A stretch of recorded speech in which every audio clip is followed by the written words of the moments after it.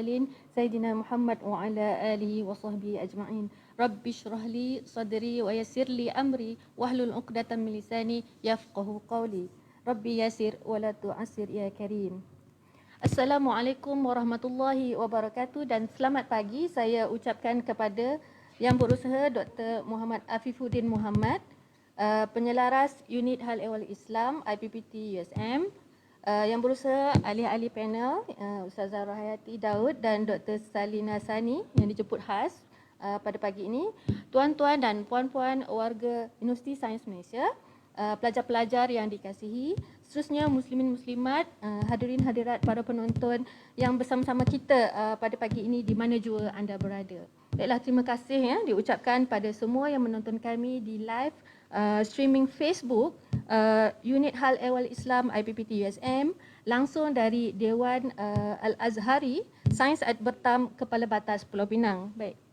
Terima kasih kepada tuan-tuan dan puan-puan kerana bersama-sama kami dalam satu program Bual Bicara, iaitu Bicara Hawa siri yang pertama anjuran Biro Hal Ehwal Wanita UHAIS IPPT atau Helwanis IPPT, yang bertajuk Wanita dan Puasa, Perbincangan dari Sudut Hukum dan Kesihatan. InsyaAllah kita akan bawakan satu bicara yang sebenarnya asas, yang penting bagi semua wanita di luar sana, insyaAllah. Baiklah, sebagaimana yang kita tahu kita masih dalam tempoh Perintah Kawalan Pergerakan, sama ada PKP, PKPB dan seterusnya mengikut kawasan masing-masing. Walaupun begitu, telah ada kelonggaran yang diberikan pada kita, kami masih memilih untuk bersiaran secara langsung supaya kita dapat mencapai lebih banyak audiens untuk berkongsi apa yang kita akan bincangkan pada hari ini. Okey, sebenarnya program Bual Bicara ini bukan sahaja untuk wanita tapi juga sesuai untuk semua, lelaki dan wanita, tua dan muda, di mana lelaki juga Ustazah, mereka juga bakal menjadi suami, ada adik perempuan, ahli keluarga yang perempuan, dan perkara ini memang penting untuk mereka kongsikan dengan ahli keluarga mereka. Baik, sebelum itu kami warga kerja UHAIS IPPT mengambil kesempatan untuk mengucapkan selamat Hari Wanita 2021 yang bertemakan wanita bangkit mendepani cabaran. Baiklah. Okey, sebelum tu sekiranya tuan-tuan dan puan-puan ada sebarang persoalan berkenaan tajuk kita pada hari ini, diminta anda untuk mula menaip komen di ruang Facebook yang disediakan. InsyaAllah pihak kami akan cuba menjawab semua persoalan anda di akhir rancangan ini nanti. InsyaAllah. Kita teruskan dulu dengan bicara kita pada hari ini, dan saya ingin memperkenalkan panel kita pada hari ini. Baiklah, di sebelah kanan saya perkenalkan Al-Fadilah Ustazah Rohayati binti Daud. Sedikit latar belakang beliau. Ustazah memperolehi ijazah sarjana muda Usuluddin dari Universiti Malaya pada tahun 1988. Lama Ustazah.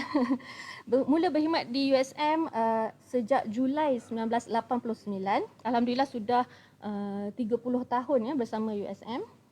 Beliau kemudiannya menyambung pengajian di Universiti Sains Malaysia dan memperolehi ijazah master sarjana dalam bimbingan dan kaunseling pada tahun 2008.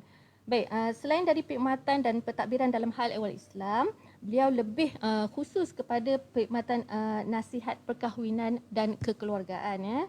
Okey.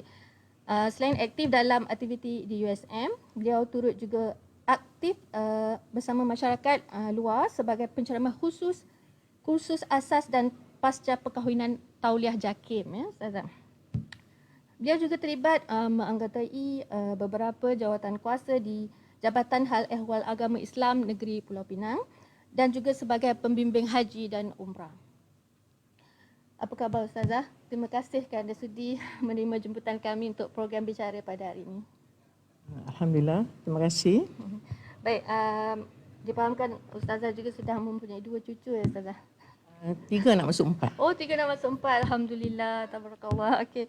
Alhamdulillah. Okey, saya perkenalkan panel kita yang kedua, iaitu Yang Berusaha Dr. Salina binti Sani. Okey. pakar perubatan kita. Sedikit latar belakang beliau, Dr. Salina Sani memperolehi ijazah sarjana muda Doktor Perubatan dari Universiti Kebangsaan Malaysia pada tahun 2001 dan kemudian menyambung pengajian dan memperolehi ijazah sarjana perubatan kepakaran dalam bidang obstetrik dan ginekologi pada tahun 2011. Beliau mempunyai tumpuan khusus kepada bidang kesihatan wanita dan kanser wanita. Okay. Selain itu beliau juga aktif di dalam aktiviti pengurusan kualiti dan telah menjadi pegawai penilai Malaysian Society for Quality in Health atau MSQH lebih dari 5 tahun. Okay? Dan sebelum ini juga beliau telah berkhidmat di Kementerian Kesihatan Malaysia selama 18 tahun sebelum memulakan kerjaya sebagai pensyarah perubatan di Institut Perubatan dan Pergigian Termaju IPPT USM pada tahun 2019. Okay. Telah menjadi 5 cahaya mata, 4 lelaki dan seorang perempuan berumur 5 tahun. Okay. Yang sulungnya sudah pun berusia 22 tahun. Ya. Nampak muda Dr. Salina. Yang anak sulungnya baru saja menamatkan pengajian diploma tahfiz dan sekarang telah mulakan kerjayanya sebagai tenaga pengajar Al-Quran di rumah anak-anak yatim Baitul Aini Ipoh Perak. Alhamdulillah. Apa khabar Dr. Salina? Alhamdulillah, terima kasih. Okay, terima kasih kerana sudi dijemput ke program Bicara Hawa pada hari ini. Okay. Begitulah sedikit biodata ahli-ahli panel kita pada hari ini. InsyaAllah semoga dapat manfaat baik daripada kedua-dua ahli panel kita pada hari ini. Baiklah, kita mulakan terus dengan bicara hawa kita pada pagi ini. Okay? Para penonton yang dirahmati Allah Subhanahu Wa Taala. Hari ini kita akan membicarakan tentang wanita dan puasa. Ya. Tinggal dalam beberapa minggu lagi Ustazah, dalam lebih kurang 32 hari lagi saya dimaklumkan, kalau tak silap saya lah 32 hari kita akan menyambut bulan yang mulia, bulan Ramadan yang dinantikan oleh semua kaum muslimin muslimat seluruh dunia semua nantikan bulan ini. Setiap tahun jugalah kita akan mengambil peluang untuk refresh ilmu kita yang berkaitan dengan puasa, berkaitan dengan kesihatan dan ilmu yang ini semua membantu untuk kita memperkemaskan ibadah kita, meningkatkan keimanan kita kepada Allah Ta'ala di samping mendapatkan manfaat daripada ibadah itu sendiri. Baiklah Ustazah, wanita kita tahu wanita ni banyak peranan dia. Okay? Dialah anak, dialah adik, dialah kakak, dialah isteri, dialah ibu, dialah menantu, dialah mentua, dialah pendidik, dialah pemimpin negara kita. Dan selain daripada semua peranan ini, wanita juga perlu menjalankan peranannya sebagai seorang muslimah, iaitu menunaikan solat 5 waktu sehari semalam, mengeluarkan zakat dan menunaikan haji dan umrah dengan peranan yang semua ni, yang banyak ini, okay? Dengan segala tanggungjawab ini, tak adakah dalam Islam itu keringanan kepada wanita itu agar dia tidak berpuasa, Ustazah? Disebut, Ustazah. Okay. Bismillahirrahmanirrahim.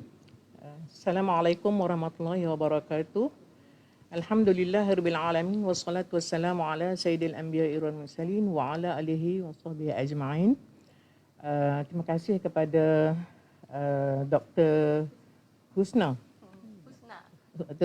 sebagai pengudacara atau moderator pada pagi ini, dan juga Dr. Salina selaku panel yang kedua, dan yang berbahagia Dr. Afifuddin yang berada di sini selaku penyelaras UHAIS IPPT, dan kepada semua penonton yang dirahmati Allah sekalian. Alhamdulillah, bersyukur kepada Allah Subhanahu Wa Taala kerana dengan izinnya pada pagi ini kita dapat juga bertemu secara live untuk membincangkan tentang wanita dan Ramadan. Jadi berbalik kepada soalan doktor tadi, adakah keringanan bagi wanita untuk tidak berpuasa? So kita boleh rujuk kepada terus kepada Al-Quran dan hadis, dalil-dalil lah mengapa kita berpuasa. Jadi dalam surah Al-Baqarah ya ayat 183, Bismillahirrahmanirrahim. Ya ayyuhallazina amanu kutiba alaikumus shiyam kama kutiba alal ladzina min qablikum la'allakum tattaqun. Ya, maksudnya hai orang-orang yang beriman, ya, diwajibkan ke atas kamu berpuasa sebagaimana diwajibkan ke atas orang-orang sebelum kamu agar kamu bertakwa. Jadi daripada ayat ini yang jelas kepada kita tujuan berpuasa itu adalah takwa.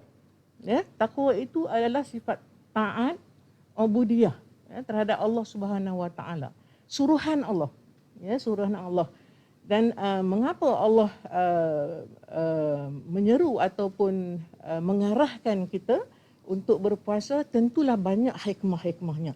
Ya, sebab itu setiap tahun ya sebelum menjelang Ramadan tu kita perlu menekuni mempelajari balik ilmu. Maksudnya bila kita nak melakukan sesuatu ibadat, berpuasa ni satu ibadah, ya, ibadah yang wajib, yang menunjukkan muslimnya kita. Selain daripada kita berpuasa, selain daripada kita bersolat setiap hari, ya, solat 5 kali sehari, kemudian kita syahadah kita syahadah.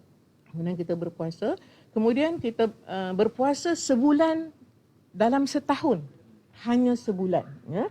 Berzakat sekali saja setahun, dan mengajarkan haji itu bila ada kemampuan. Maksudnya setiap ibadat itu memerlukan kepada ilmunya, tidak boleh turut-turut saja. Jadi bila kita mempelajari semula, maka barulah kita mendapat hikmahnya, ya. Jadi kalau kita tak belajar, memang kata kenapalah puasa, orang perempuan pun puasa juga, orang perempuan ni banyak kerja, ya. Kena pergi kerja di ofis, kena balik bekerja di rumah, ya, kena masuk masyarakat dan sebagainya, ya. Lepas tu kena puasa pula. Tapi kita kena tahu tujuan. Setiap sesuatu ibadah itu ada tujuannya. Bahkan kita ni nak ke syurga. Ya, yang pertama itu tujuannya adalah untuk menunjukkan ketakwaan dan ketaatan kita kepada Allah Subhanahu Taala.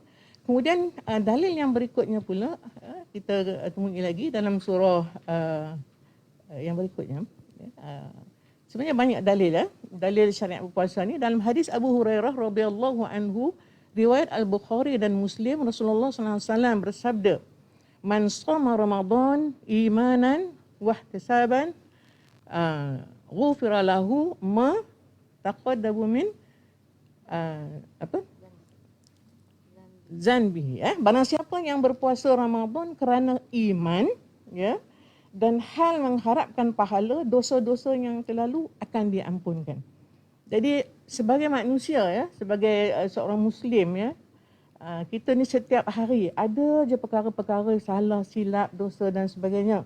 Jadi Ramadan ini disebutkan Ramadan Karim, Ramadan mulia, Ramadan barakah, ya, bulan keampunan, di mana di sinilah yang kita ni sepatutnya mengambil peluang. Kerana Allah itu bersifat Bismillahirrahmanirrahim, dengan nama Allah yang Maha Pengasih dan Maha Penyayang, Maha Pengampun, ya. Jadi Allah ini kasih kepada kita. Jadi memberi ruang kepada kita untuk melangsaikan, kita kata, untuk mengurangkan, menggugurkan dosa kita dan apa sebagainya lah, ya. Maksudnya ruang ini perlu kita ambil. Ya, ruang ini kita perlu ambil bersama-sama golongan lelaki lah. Sebab apa? Satu ketika Nabi pernah menyatakan bahawa aku tengok di neraka itu ramai wanita. Kan? Sebab itu wanita kena berpuasa. Sebab apa? Untuk menggugurkan dosa-dosa, supaya matlamat kita adalah untuk ke syurga. Ya? Jadi bila matlamat nak ke syurga ni, kena cari jalannya. Di antara jalan-jalan yang telah pun digariskan oleh Allah Subhanahu Wa Taala. Jadi follow. Ikut dengan ilmunya. Dengan ilmunya.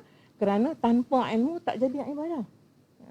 Kalau kita berpuasa tanpa belajar, mungkin dalam semasa kita melaksanakan puasa itu ada yang terbatal, ya. Samalah dengan solat, ya. Kita tak ada ilmu, kita laksanakan. Jadi kita ikut. Ada ketikanya kita berpuasa free saja, lapar dan dahaga, ya. Sebab apa? Dah batal dah. Sedangkan kita tak tahu. Sebab itu elok sangat, ya. Hari ini 28 Rejab. Ya? 2-3 hari lagi selesai Rejab. Akan masuk Syaban. dan seterusnya Ramadan. Kita ada sebulan lagi saja.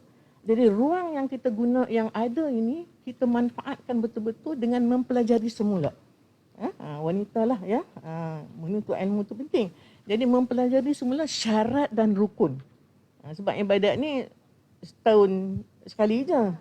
Jadi sifat manusia ni nama pun insan nasia, suka lupa. Jadi selalu kena diperingatkan.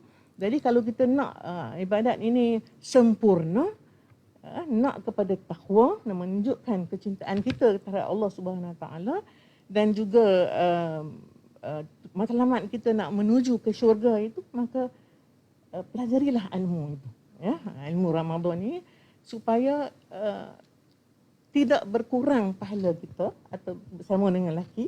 Ya, kalau lelaki diwajibkan, perempuan pun diwajibkan. Jadi kita boleh rasa aman. Ya, sebab apa? Ramadan ini bulan yang dimuliakan. Ya, kita pun dimuliakan oleh Allah. Ya, begitu sekali cintanya Allah kepada kita sebagai umatnya, kemudian sebagai hambanya, umat sebagai hambanya. Kemudian dia dalam ilmu ini maksudnya ada masa-masa dan tertentu, masa-masa yang tertentu itu bagi wanita tu tak boleh berpuasa. Jadi mungkin kita akan huraikan lepas ini lah, insyaAllah. Baik, terima kasih Ustazah atas penerangan itu tadi. Jelaslah di sini bahawa setiap wanita muslimah itu telah disyariatkan, diwajibkan berpuasa pada bulan Ramadan, dan ia merupakan satu bentuk ketaatan kita kepada Allah Ta'ala. Okey, boleh tidak meninggalkan perintah yang merupakan salah satu daripada rukun Islam yang kelima.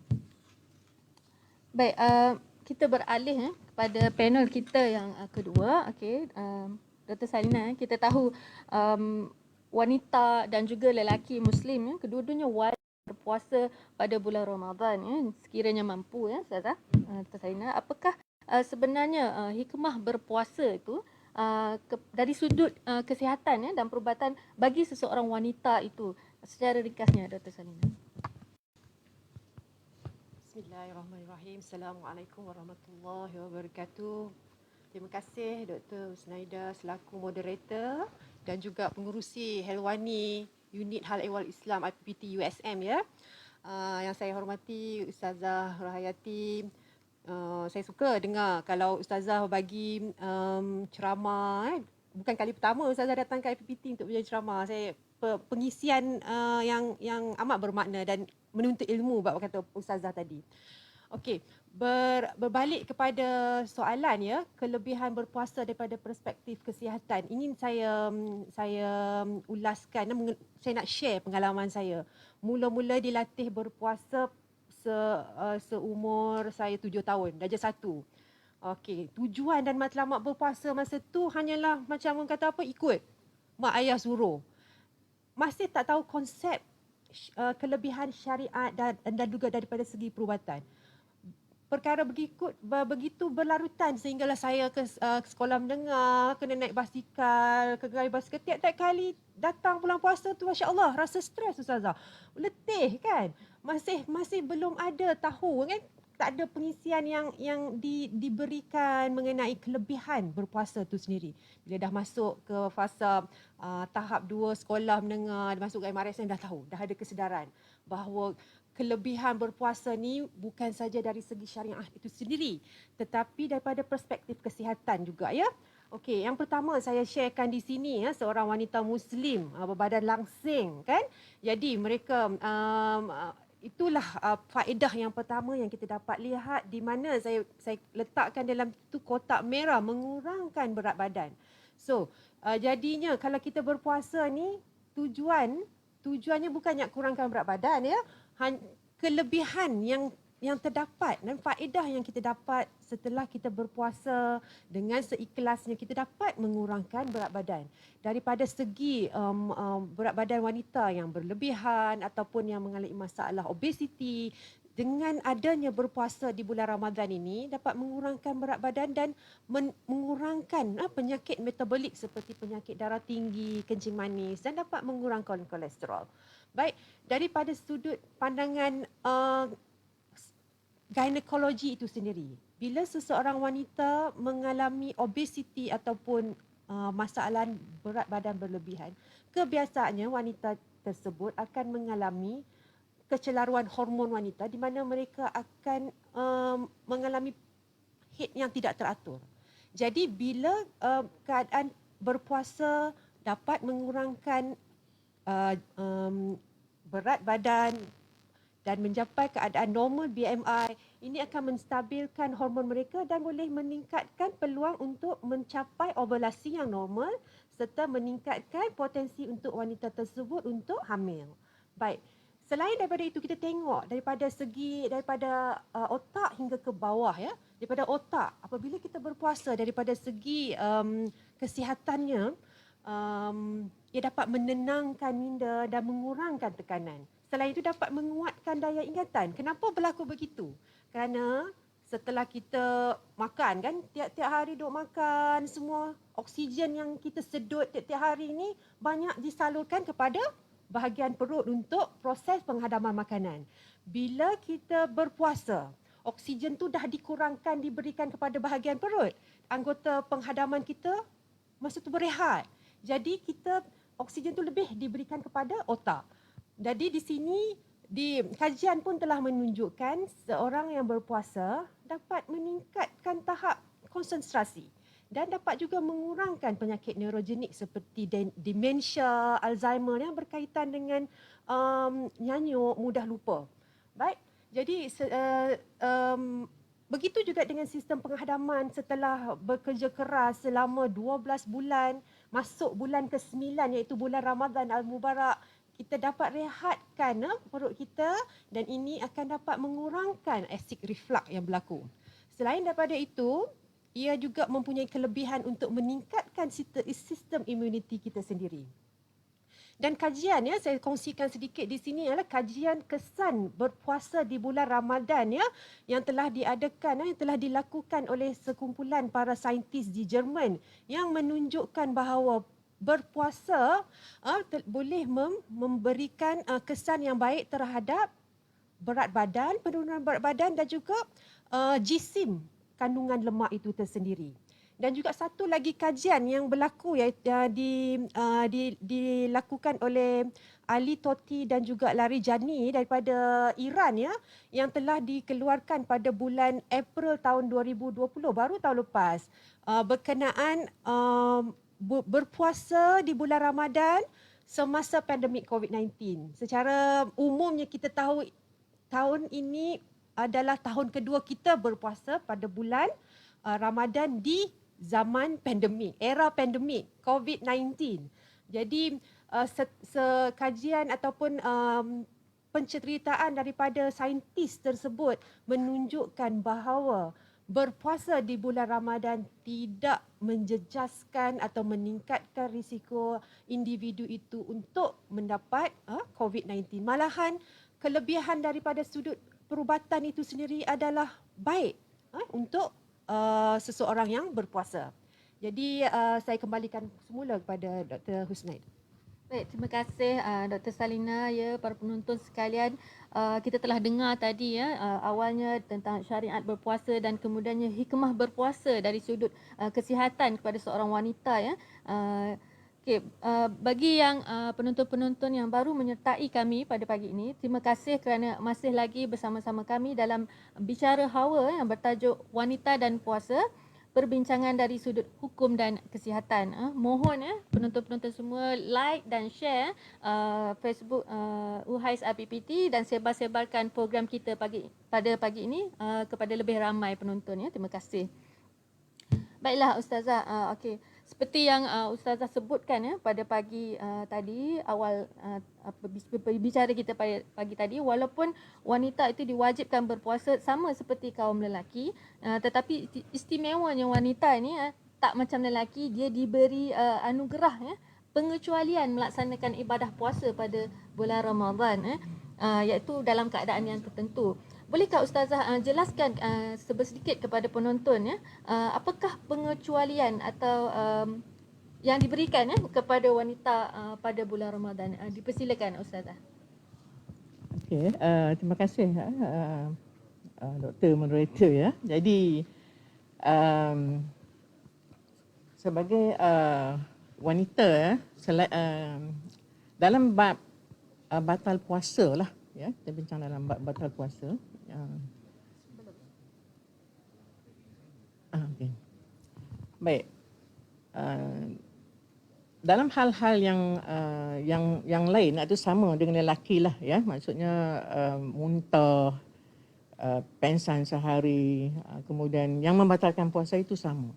Tetapi bagi wanita ada dua lagi perkara yang boleh menyebabkan batal puasa wanita itu, iaitulah ketika datang haid dan nifas. Ya. Jadi bagi wanita itu ada beberapa jenis darah. Ya. Jadi darah ini adalah hikmah ataupun satu yang baik bagi wanita. Ramai orang ni bila rasa ada darah saja masalah. Sebab tu orang letak tajuk masalah darah wanita. Jadi bukan semua masalah. Ada darah wanita yang baik. Contohnya sebagai yang kita boleh nampak kat sini kan. Jenis-jenis darah wanita ni haid ya. Haid tu macam mana gambarannya ya? Sehat. Haid ini adalah sesuatu yang sehat. Ya, bagi wanita yang sihat. Sebab itu menunjukkan kesihatan yang baik. Kalau dia tak haid itu masalah. Itu baru masalah. Ya. Tapi kalau dia haid itu alhamdulillah ya. Perjalanan haid dia sempurna dan sebagainya. Jadi bila saja berlaku haid, maka dia stop daripada ibadah-ibadah termasuk berpuasa. Tak boleh solat ya, tawaf dan beberapa lagi lah ibadah yang kena stop. Kemudian seterusnya nifas. Ya, nifas ni maksudnya darah sewaktu selepas kita melahirkan anak. Ya, bila datang saja haid dan nifas, maka batal puasa. Sebab apa? Itu keringanan ya, yang Allah bagilah, ataupun itu perkara baik yang Allah takdirkan kepada wanita, kerana waktu turun darah ini ya, wanita menjadi lemah ya, mungkin situasi badannya, kondisi badannya tak sihat ya, letih. Jadi waktu ini Allah takdirkan puasa kalau datang saja ni batal. Ya. Kemudian ada lagi darah istihadah. Ya, darah istihadah dan fasad. Serta satu lagi wiladah. Wiladah ya, dan seterusnya kita lihat ini gambaran. Baik, yang membatalkan puasa itu haid, nifas dan wiladah. Ya, maksudnya haid ini dari segi syaraknya ialah darah tamyiz. Ya, ramai orang rasa sedih. Allah haid, ya, tak boleh mayang, tak boleh solat. Termasuklah orang yang pergi haji juga kan. Allah tak boleh tawaf dan begitu beginilah. Jadi puasa pun macam tu juga. Sedihnya wanita. Stres pula. Ya, haid, stres. Sebab apa? Tak boleh puasa. Sayanglah puasa ni. Doktor kata ada juga yang suka ya. Yang suka tu sebab dia mungkin dia tak mendalami ya. Jadi haid ini adalah ketentuan Allah Subhanahu Wa Taala bagi setiap wanita yang sihat. Jadi kalau dia stres, nanti haid dia jadi tak sempurna balik. Jadi doktor akan cerita nanti ya. Sebab apa? Proses dalam badan kita ini telah ditentukan oleh Allah Subhanahu Wa Taala ya, pertukaran darah kita dan sebagainya itu untuk menjadikan wanita itu sihat ya. Darah tabi'i keluar daripada rahim. Rahim wanita dia tak keluar daripada tempat lain. Kalau orang lelaki dia ada juga darah kan. Tapi bukan daripada rahim dia. Daripada belakang kan. Period juga. Itu penyakit. Itu penyakit ya. Baik. Kemudian tanda balik dalam tempoh yang tertentu. Ya, dalam tempoh tertentu. Minimum period ini ataupun haid ini adalah sehari semalam 24 jam. Ya, kalau kurang daripada itu bukan haid. 3 jam datang, bukan lagi haid. Jadi ada tempoh dia. Kemudian maksima sebanyak-banyaknya yang dikatakan haid itu adalah 15 hari 15 malam. Ya, masuk hari yang ke-16 tu dah jadi darah lain pula. Ya, dia setakat 15 hari saja. Jadi tak boleh puasa 15 hari saja. Hari yang ke-16 tu dia kena laksanakan ibadah puasa semula ya, sebab nama dia darah lain, nanti kita bincangkan. Kemudian seterusnya nifas ya. Nifas ini ini double sebenarnya, bukan itu Nifas ini adalah darah selepas melahirkan anak. Ada kesilapan di situ. Type. Okeylah kot ya. Selepas melahirkan anak. Ya. Jadi selepas melahirkan anak ada tempoh. Darah itu sependek-pendek. Ya, sependek-pendek itu 1 detik saja. Ya, darah wiladah kita panggil. Keluar anak habis. Tamat, tak ada dah darah dia. Kan dia dah suci dah. Jadi senormal-normalnya itu adalah 40 hari. Ya, sebanyak-banyaknya 60 hari. Lebih daripada 60 itu sudah jadi istihadah lah. Jadi yang haid, nifas dan wiladah ini batal puasa dia. Maksudnya kena qada. Tak ada banyak fidyah-fidyah lah, qada saja. Tiba-tiba 1 Ramadan terbersalin pula. Ya, sampailah 30 hari kan. Jadi kena qada lah 30 hari tu. Di waktu bulan lain jangan duk menangis pula. Dah menangis, tak menyusu anak pun tak tengok, stres. Ya, sebab tu kena belajar dulu ilmu dia. Jadi meroyan pula doktor kata, bukan saja kata yang tu meroyan. Jadi seterusnya yang tidak batal puasa ini, darah ini ketika dia istihadah. Istihadah ini darah penyakit lah. Ya, dalam bahasa yang biasa ni dia katakan darah yang keluar kurang daripada 1 hari 1 malam. Ya, tiba-tiba ada darah. Tunggu dalam 1 hari itu 3 jam saja. Ya, 3 jam. Jadi dia bukan haid lah. Ya, bukan haid. Jadi dia puasalah. Ya, puasalah. Kemudian satu lagi, melebihi tempoh maksimum haid. Ya, melebihi tempoh. Kalau haid itu 15 hari, 15 malam, hari yang ke-16, 17, 18 itu dia mandi, kemudian pakai elok-elok supaya kalau ada darah pun tidak menita, dan jagalah kebersihan itu, dan dia berpuasa. Ya, sebab tidak batal puasa. Dah selesai dah. Kemudian satu lagi darah fasid atau disebut juga fasad. Ya. Darah yang keluar sebelum umur 9 tahun hamariah. Iaitulah 8 tahun 8 bulan. 21 hari macam itulah. Ya. Kalau dia umur 7 tahun, budak sekolah ya, umur 7 tahun dia ada darah. Umur 7 tahun mak dia kata, "Oh, dah haid dah anakku." Belum lagi. Ya, belum lagi. Dia puasa kan. So teruskan berpuasa lah sebab itu darah yang rosak. Nanti doktor boleh ceritalah secara detailnya, secara perubatannya. Jadi ataupun darah yang keluar disebabkan pengambilan ubat-ubat. Ramailah wanita ni ya, excited sangat nak puasa sebulan, dia pergi ambil ubat pula. Ambil ubat pula. Untuk tahan period kan, untuk tahan period. Jadi biasanya untuk tahan period ni, orang yang nak pergi mengerjakan umrah, bukan haji ya, pergi umrah. Jadi dia boleh ambil ubat menahan haid ni sepanjang dia mengerjakan umrah. Jadi bolehlah. Tapi kalau musim haji tak perlu juga. Ya, sebab dia ada normal, dia lama duduk di sana, tapi umrah tu masa dia pendek kan. Tapi mengatur titaran haid ini pun ada masalah. Kalau dia tak ikut syarat daripada doktor dan sebagainya, jadi darah itu jadi fasid ya. Jadi dia tidak batal puasa. Kemudian ancaman kehamilan peringkat awal. Ya, contohnya dah sah, dah kata pregnant, tiba-tiba ada darah. Ya, ada darah. Darah tu sekejap saja. Ya, darah tu sekejap. Itu pengalaman Ustazah sendirilah. Bila disahkan mengandung, kita aktif jalan ni semua, tiba-tiba turun darah kan. Pergi hospital. Tapi doktor kata tak ada keguguran apa-apa. Sekejap saja darah tu. Jadi semayang dan kalau puasa kita puasalah. Ya. Tapi sekiranya darah itu atau hadis seperti mana setiap bulan, sepanjang dia mengandung. Ya. Itu haid. Maksud bulan-bulan biasa itu 7 hari, waktu dia mengandung pun 7 hari. Tiap-tiap bulan mai. Sebab itu ada orang yang tak perasan kata dia mengandung. Dah 5 bulan dah mengandung.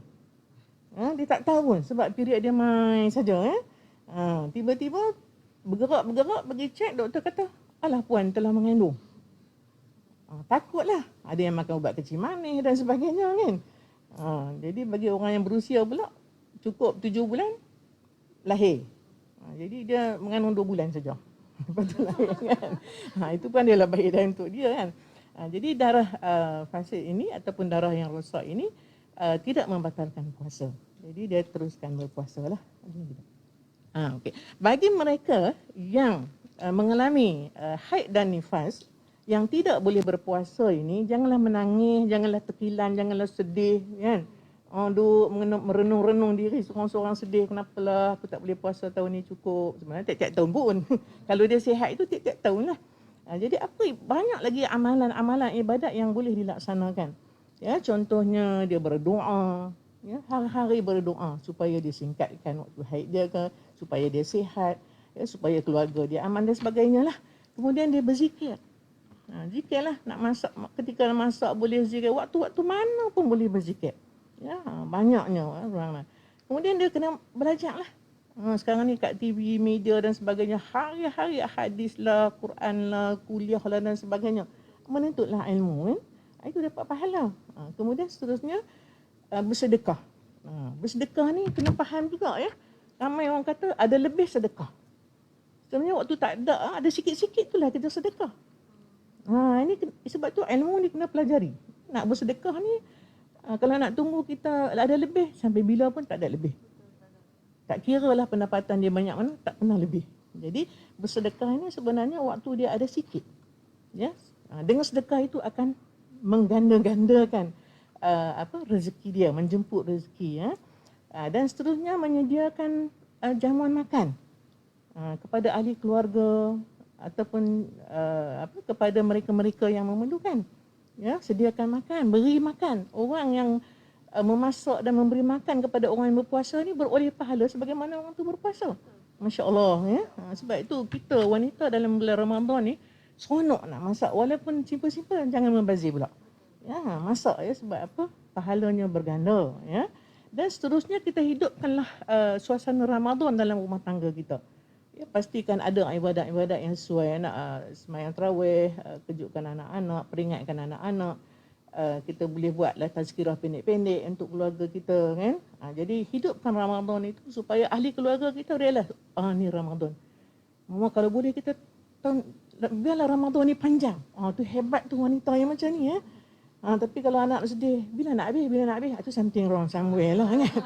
Jadi itulah di antara perkara-perkara yang anak rasa perlu disampaikan. Okay, baik.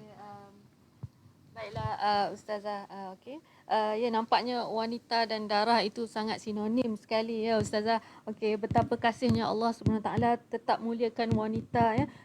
Walaupun banyak jenis darah yang mengalir dari tubuhnya, dia tetap diberi kemuliaan dan kelonggaran, dan sekiranya dia bersabar, insya-Allah memperoleh pahala pula, ya Ustazah. Okey, alhamdulillah, subhanallah. Okey, baik, persoalan seterusnya, ya tuan-tuan. Kita sudah tahu bahawa Allah telah memberi keringanan, seolah-olah macam cuti rehat lah, daripada solat, daripada puasa pada bulan Ramadan, ya. Keranakan darah yang dijelaskan sebentar tadi. Baik, dari sudut perubatan, ya Dr. Salina, mungkin dalam kalangan wanita ini hendak tahu sebenarnya apa semua darah-darah yang Ustazah sebut tadi dari sudut perubatan, ya. Bagaimana seseorang wanita itu boleh mengenal pasti darah-darah ini. Saya jemput Ustazah Dr. Salina maaf, untuk memberi penjelasan tentang ini. Silakan. Baik, terima kasih Dr. Husna, ya. Jadi Ustazah dah cerita panjang lebar berkenaan haid. Definisinya 24 jam sehingga 15 hari. Sekiranya darah haid berlarutan masuk hari yang ke-15, ia dinamakan darah istihadah. Dari segi perubatan, apabila wanita mengalami pendarahan lebih daripada 15 hari, itu mewajibkan wanita tersebut untuk mendapatkan penilaian dan konsultasi, ya, daripada pakar untuk tentukan punca kenapa wanita mengalami perkara berikut. Jadi untuk sentuh bab darah dan wanita ni, saya suka untuk lihat garis masa, timeline. Dimulakan dengan bayi perempuan. Tiada masalah yang wujud, yang secara umumnya tiada masalah berkenaan darah. Bila masuk kanak-kanak, dikatakan tadi, jika perempuan, kanak-kanak perempuan mendapat darah pertama kurang daripada 9 tahun, itu daripada segi perubatan kita namakan sebagai precocious puberty, di mana um, um, tidak mencapai umur yang sepatutnya mencapai tahap matang haid. Di mana di sini kanak-kanak tersebut perlu dinilai dan dilihat kerana dikhawatiri kanak-kanak tersebut berkemungkinan mempunyai masalah daripada segi hormon, ya. Okey, baik. Setelah mencapai usia remaja, secara purata di Malaysia kanak-kanak remaja akan mencapai akil baligh di mana mereka akan mendapat haid pertama dalam jangkaan purata umur 10 hingga ke 12 tahun. Ya, ada yang sampai ke 14 tahun. Lebih daripada 14 tahun tak datang period pertama lagi tu, itu pun memerlukan siasatan. Dan seterusnya pada fasa 2, fasa reproduktif. Fasa reproduktif ni macam kita lah, ya, wanita-wanita yang berkejaya, yang telah sama ada belum berumah tangga ataupun sudah berumah tangga. Fasa yang berikutnya adalah fasa perimenopause, di mana kita panggil di ambang menopause. Semasa fasa perimenopause adalah satu fasa yang agak kritikal kerana kebanyakan wanita akan mengalami kecelaruan hormon, di mana kebanyakan mereka mempunyai masalah pendarahan yang tidak sekata dan berpanjangan. Dan akhir sekali adalah postmenopause, di mana wanita telah mencapai umur di mana tidak lagi mengalami haid bulanan. Jadi saya kongsikan di sini, penting untuk wanita mengenal pasti kitaran haid masing-masing. Jika wanita mempunyai masalah kitaran haid, saya galakkan mereka perlu mencatat tarikh mulanya haid, iaitu hari pertama dan akhir period tersebut, ya, haid tersebut. Di sini akan membantu sekiranya berlaku masalah haid yang berpanjangan melebihi 15 hari, kita perlu pastikan pattern, ya, kitaran tersebut. Kitaran yang paling pendek kita guna pakai selama 21 hari dan kitaran paling panjang yang kita dianggap normal adalah 35 hari. Antara 21 hingga ke 35 hari kitaran itu adalah normal. Ada setengah wanita yang datang dan mengatakan bahawa mereka period 1 bulan 2 kali. Jadi saya sebagai pakar di ginekologi ingin tahu. Jadi ingin pastikan bagaimana yang dikatakan period 1 bulan 2 kali tu. Katakanlah period dia 1 hari bulan 2 dan pada 22 ataupun 23 hari bulan 2 dah datang period sekali. Jangkaan antara hari pertama hingga hari period yang berikutnya adalah dalam jangka 22 hingga 23 hari. Itu masih dalam jurang normal, ya, kitaran yang normal. Tetapi kita perlu tengok kitaran tersebut bukan 1 kali. Kita perlu tengok sekurang-kurangnya 3 hingga 6 bulan kitaran period. Okey? Dan jika pesakit datang ke klinik saya, biasanya saya akan memberikan mereka menstrual cycle record untuk dicatatkan, ataupun sekarang ni kalau tak ada kalender kuda pun boleh, Ustazah, catat je. Catat pangkah ke bulat ke boleh.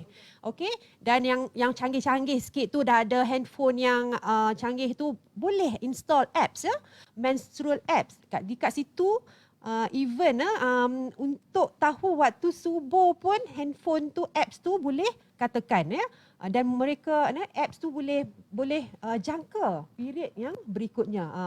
Dan benda ni penting. Jadi wanita-wanita yang start daripada bulan ni kan, dah masuk bulan Syakban ni, kita ada 1 bulan lagi, start catat period masing-masing. Kan? Kebanyakan wanita bila miss period tu kan, bila tanya kan nak buat buku merah, dah tahu positif mengandung, memang tak ingat tarikh period. Yang ingatnya siapa? Suami yang biasa ingat. Berapa hari bulan suami yang biasanya akan ingat kan. Jadi saya nasihatkan, saya kongsikan bersama supaya catat, supaya penting untuk kita buat penilaian. Baik. Okey, ni saya kongsikan pada siapa yang tak pernah lihat organ reproduktif wanita. Yang di tengah tu adalah rahim, yang sebelah kiri dan kanan yang warna putih tu adalah ovary, ya, kilang telur. Di bawah rahim ada pangkal rahim, dan antara rahim dan kilang telur adalah fallopian tube. Saya kongsikan mengenai masalah remaja, ya. bila mereka mengalami senggugut yang teruk. Senggugut ni boleh banyak dia punya spektrum. Ada yang sikit, ada yang sederhana, ada yang teruk. Sampai tak boleh nak buat kerja. Sampai perlukan makan ubat, injection ya. Dan kategori sampai tak boleh nak buat kerja, kena tidur, baring, ambil panas, tuam, semua tu dah masuk kategori yang agak memudaratkan ya. Kerana kesakitan yang dialami oleh wanita tu sendiri hanya mereka yang tahu. Kan? Okey, masalah yang kedua adalah kitaran haid yang tidak tetap dan pendarahan haid yang berlebihan.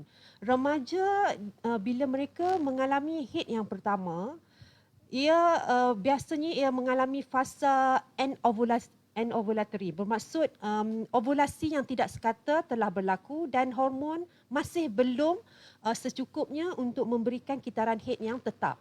Jadi kadang-kadang remaja-remaja ni ada yang dia orang tak datang period 2-3 bulan, bila dah datang period heavy, terlampau banyak, berketul-ketul, sehingga kadang-kadang ada yang memerlukan transfusi darah kerana paras hemoglobin darah merah dalam badan dah berkurangan. Jadi kes-kes begini memang memerlukan rawatan dan sehingga memudaratkan perlu berbuka puasa lah ya. Okey, bagi fasa reproduktif, sama juga macam fasa remaja, kita akan ada pendarahan haid yang berlebihan, senggugut, ya, pendarahan selepas hubungan seks dan pendarahan di antara kitaran haid. Pendarahan di antara kitaran haid ni pun penting, yang macam mana kita boleh dapat kesan melalui kitaran yang dicatatkan oleh wanita tu sendiri.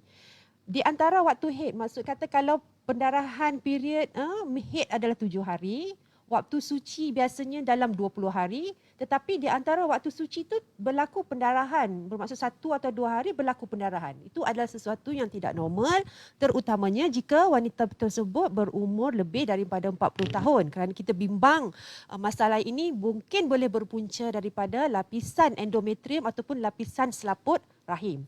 Dan yang kelima, dalam fasa reproduktif, darah yang tidak normal adalah pengambilan kaedah perancang keluarga yang menggunakan kaedah hormon seperti alat dalam rahim, implan, ubat injection dan juga pil perancang.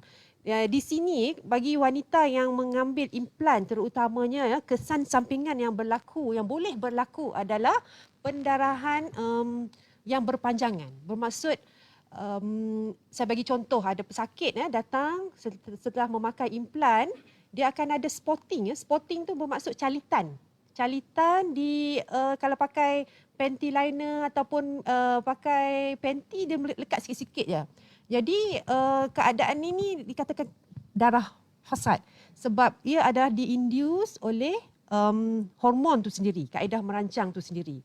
Mengikut kesesuaian individu tu. Memang berkaitan implan itu telah dinyatakan, kesan sampingannya begitu.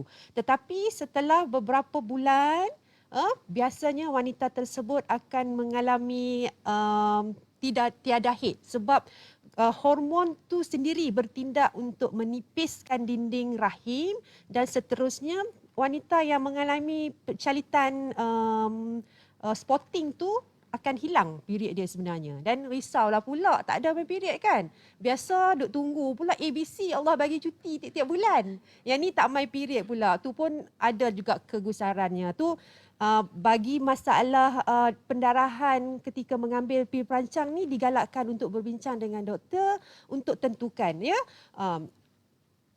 Baik, ini saya kongsikan ketumbuhan bukan kanser iaitu kita namakan fibroid yang boleh berlaku pada wanita dalam fasa reproduktif. Lebih kurang dalam 20 hingga 30% wanita dalam fasa reproduktif mengalami fibroid, di mana jika fibroid tu dia tumbuh dalam dinding rahim, yang ni yang akan menyebabkan masalah pendarahan haid yang terlampau banyak sehingga kadang-kadang tu melibatkan pesakit tu, wanita tersebut mengalami keletihan kerana paras hemoglobin yang rendah. Baik, kita lihat fasa menopause pula ya, pendarahan yang tidak normal semasa menopause. Menopause didefinisikan setelah seseorang wanita tu tidak datang haid lebih daripada 12 bulan. Baik, di Malaysia sendiri secara puratanya kita tengok ya mengenai statistik 51 hingga 52 tahun tu average purata wanita akan mengalami menopause, maksudnya tak datang haid. Di samping tu tanda-tanda simptom-simptom menopause tu sendiri yang menguatkan bahawa hormon dalam badan ni, hormon estrogen yang menjadi kekuatan wanita tu sendiri dah tak ada, adalah simptom menopause tu sendiri, seperti hot flushes, muka sentiasa rasa panas, susah nak tidur, keletihan, kekeringan faraj, tu adalah simptom-simptom menopause. Jika wanita tidak mempunyai period selama 12 bulan dan simptom menunjukkan beliau telah dikategorikan menopause, tiba-tiba masuk tahun kedua, dah tak datang period, dekat 2 tahun dah dia datang pula pendarahan, dan pendarahan tersebut perlu disiasat. Perlu berjumpa doktor untuk kita pastikan sebab-sebab yang agak kritikal, iaitu biasanya kita nak exclude, kita nak pastikan ia adalah bukan kanser. Yang pertama, kanser rahim. Kanser rahim boleh berlaku jika sekiranya pendarahan berlaku selepas menopause. Gambar rajah yang saya kongsikan adalah gambar rajah yang kita lakukan hysteroscope, iaitu kamera yang dimasukkan ke dalam rahim untuk melihat dan mengambil isi-isi tisu-tisu di dalam dinding rahim untuk disahkan sama ada ia adalah kanser ataupun tidak. Okey, yang kedua adalah kanser cervix. Kanser cervix pun boleh berlaku pendarahan yang berpanjangan dan juga yang tidak normal, ya. Dan yang ketiga, saya kongsikan gambar kanser ovary. Mengapa kanser ovary boleh dikesan pada wanita yang sudah menopause? Jika ketumbuhan kanser ovary ini adalah jenis yang merembeskan hormon estrogen. Hormon estrogen yang dirembeskan oleh ketumbuhan kanser ovary ini telah mencetus dan merangsang dinding rahim tu untuk tumbuh sel semula, ya, menjadi macam dia keluar darah balik semula. So jadi dengan ini kita kena buat siasatan secara menyeluruh berdasarkan history penceritaan pesakit, bagaimana pemeriksaan fizikal dan juga seterusnya, melakukan ultrasound, imbasan ultrasound untuk memastikan tiada masalah tersebut. Baik, saya serahkan kepada Dr. Husnaida. Baik, Ustazah, saya rasa Ustazah ada nak tambah sesuatu tu. Ya, ada tadi 2-3 perkara yang saya nak tambah tadi. Satu, catatan haid, ya. Ramai daripada wanita yang tak pernah ambil kisah, ya, main-main. Ada, tak ada pun tak apa. Sampai ketika nak mengandung dan sebagainya, barulah nak beritahu doktor itu ada masalah. Sebenarnya sampai besok bila kita nak menunaikan ibadah haji pun, ya, sebenarnya catatan ni bagi wanita yang masih haid tu dia perlu bawa, ya, untuk tempoh ada kepada dia. Maksudnya jadual kedatangan haid dia tu seelok-eloknya dibawa juga. Bimbang sekiranya ada masalah-masalah, maka kita rujuk balik kepada jadual, ya. Jadi para wanita sekalian, ya, ini adalah tanggungjawab diri. Allah takdirkan tubuh badan kita, ya, itu Allah yang beri pada kita. Jadi kita kena jagalah. Dan jaga itu saya kata menuntut ilmu tu sampai diri kita pun kita tak pernah belajar, ya. Ini akan membawa masalah kepada kita. Seterusnya, darah, satu lagi, ya, darah yang sebelum bersalin. Ramai wanita, tadi lupa nak cerita, ya, ramai wanita yang hampir-hampir dah nak bersalin tu, ya, kadang-kadang adalah cairan ataupun darah, ya. Jadi ramai yang tak solat dah pun. Ni tak cerita puasa, cerita solat pun tak solat, ya. Sedangkan inilah waktu-waktu kritikal bagi wanita ini, antara nyawa. Bersalin anak ni antara nyawa, kata, ya. Kalau meninggal tu orang kata syahid kecil. Syahid juga. Jadi waktu inilah sebenarnya wanita kena ambil ilmu ini supaya kita tak tahu apa berlaku, ya. Jadi waktu nak melahirkan. Jadi sebenarnya dia tidak pun bukan darah yang nak membatalkan apa-apa, ya. Jadi cuci bersih kemudian pakai pad elok-elok yang kebanyakan yang dah ada di ward lah. Ya, kita tengok ramai orang yang tak ambil apa tu tanggungjawab. Bila nak bersalin sakit duduk atas katil. Kan? Kalau tak boleh pergi seorang, solat je atas katil tu. Yang penting ambil wuduk ya, sebab waktu-waktu yang dekat itulah yang kita nak pelihara. Ini kita nak mengeluarkan seorang insan daripada tubuh kita ini. Jadi ini menunjukkan keprihatinan tanggungjawab kita terhadap Allah SWT. Ya, kemudian satu lagi, kanak-kanak. Ini pun ada kes lah doktor ya. Ada kanak-kanak kadang-kadang kalau dia datang bagi tahu kata ada darah dan sebagainya, ibu-ibu kena prihatin lah ya. Jangan kita tu bukan haid, biasa-biasa saja. Sebab ada juga kes-kes yang terkini ya. Budak-budak kecil ya, perempuan ini ialah main ya dengan kadang-kadang sebab mereka ni masih kecil bermain bersama lelaki dan sebagainya, ataupun kita bimbang kalau ada jenayah misalnya ya, keluar darah itu. Jadi sebab itu kalau saja ada anak ni memaklumkan ada darah sebelum usia haid itu yang sesuai dengan haid itu, ceklah betul-betul. Kita bimbang suasana yang hari ini ni ya. Kamar sikit lagi boleh no? Dan remaja yang tidak haid ya, ini Ana pernah lah waktu masa muda-muda dulu ada rakan ya, remaja lah. Dia tak haid sampai usia 15 tahun.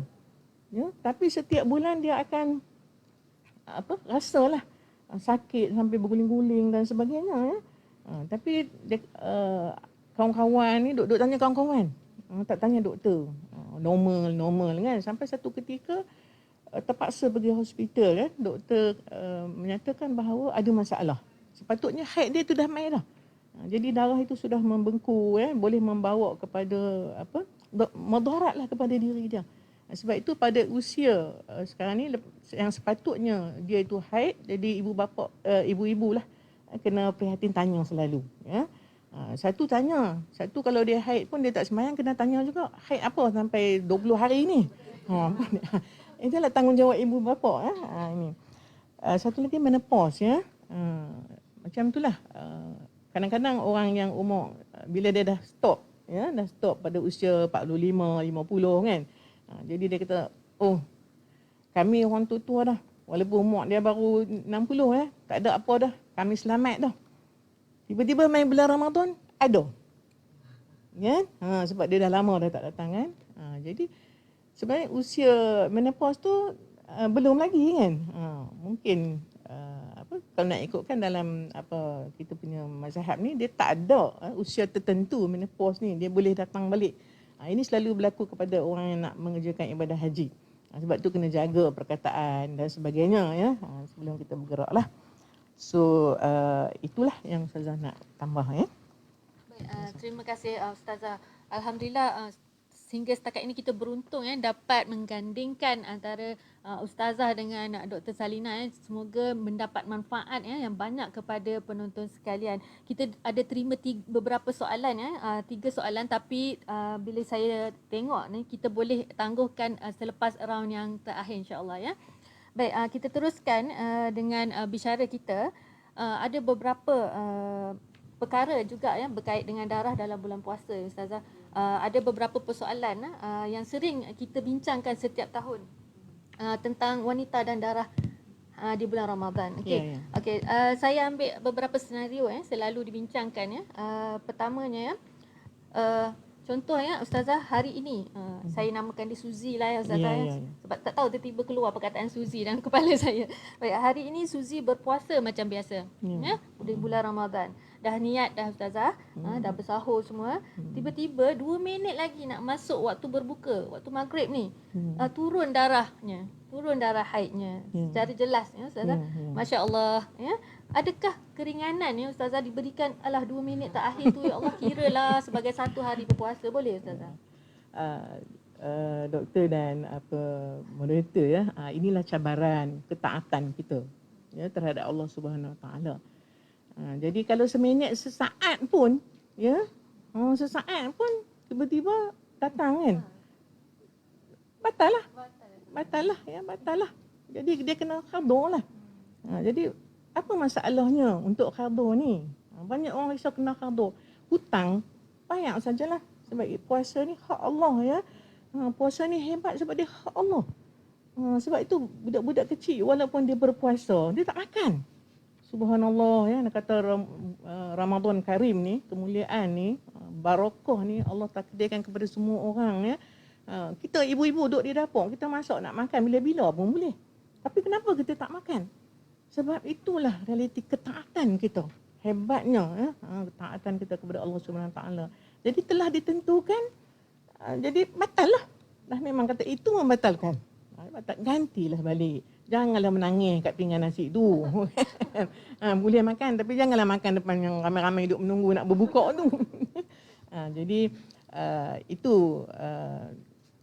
rasa biasa sajalah ya. Yang penting hadir balik. Okey.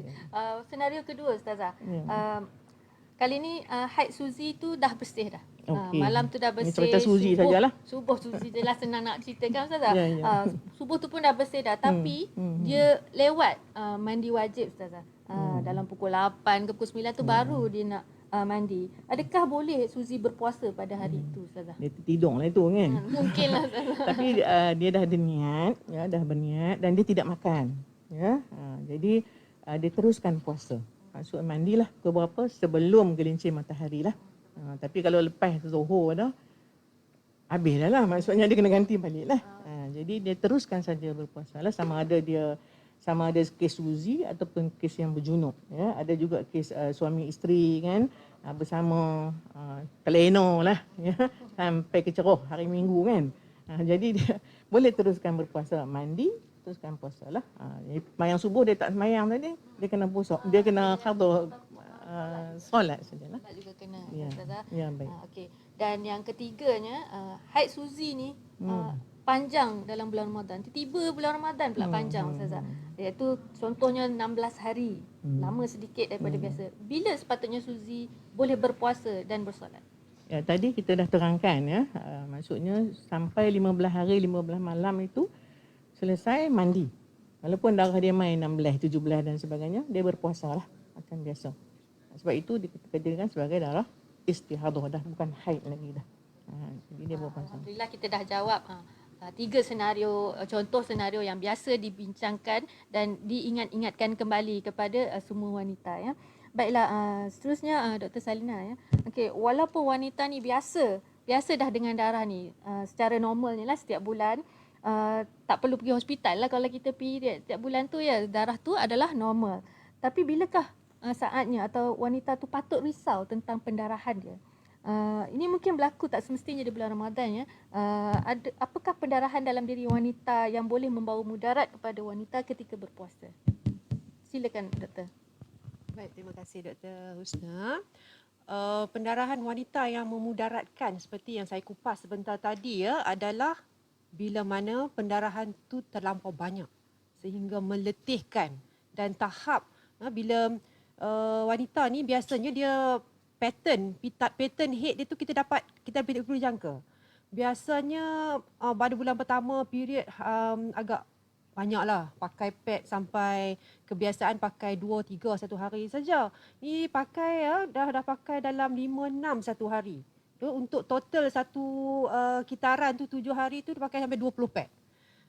Tu dah ada kelainan daripada kitaran period dia.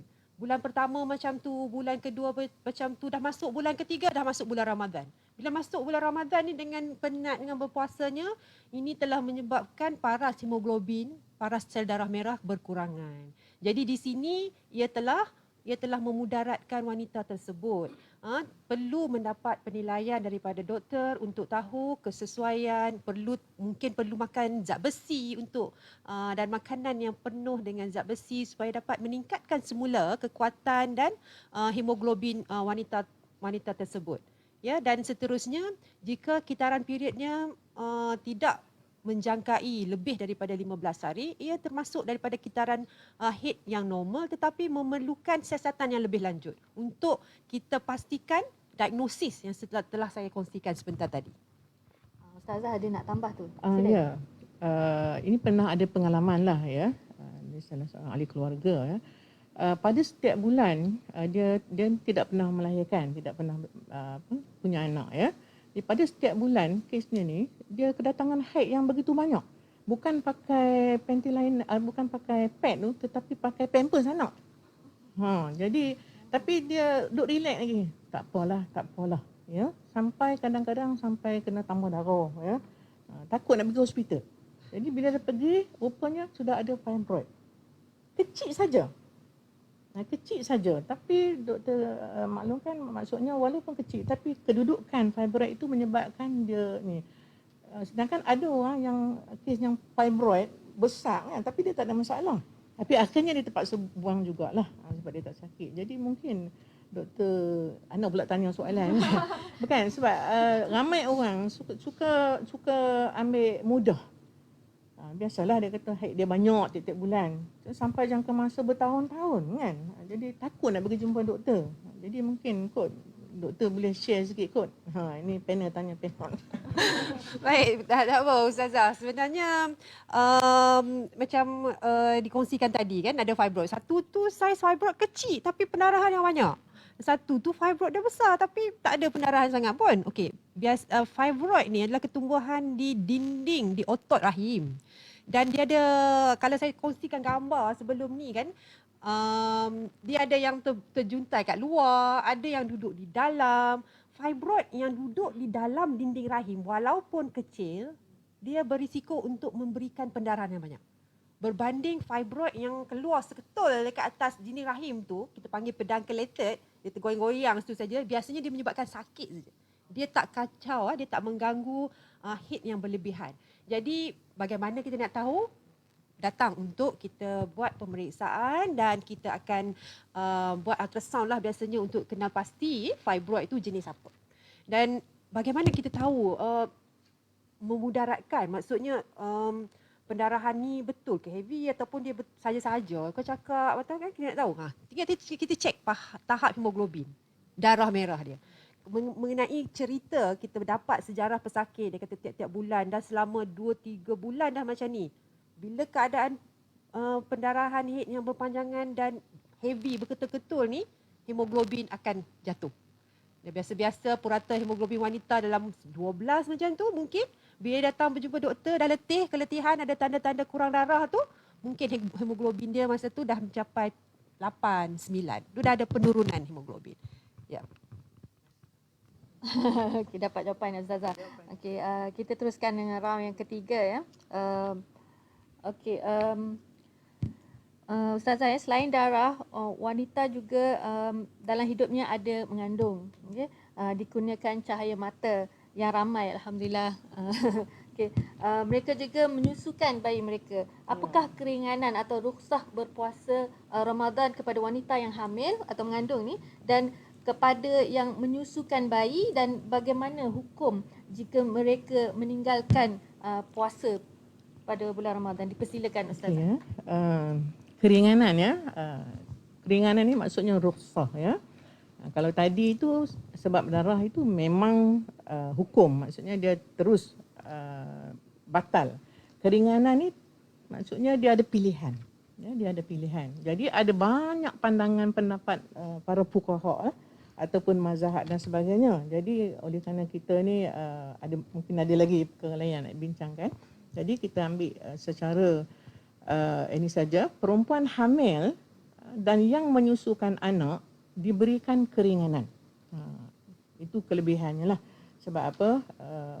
Kita tahulah hamil ni ada yang muntah, ada yang morning sick sampai berbulan-bulan pun ada doktor ya. Kita ni sekejap-sekejap je kan. Ada yang sampai bersalin pun ada ya. Waktu itu Allah takdirkan itu berbeza-beza. Itu adalah cabaran individu ya. Nak kekuatan dia lah. Menyusukan anak ya, diberikan keringanan untuk berbuka. Maksudnya dia boleh berbuka. Itu pun dia kena, kalau boleh tu dia cek juga dengan doktor. Ya, dia nak puasa juga. Tapi dia bincang dulu dengan doktor. Adakah ini boleh memudaratkan ke ataupun kesesuaian dia nak buka dan tidak berpuasa. Sama ada nak berbuka ataupun tidak berpuasa, sama juga kan.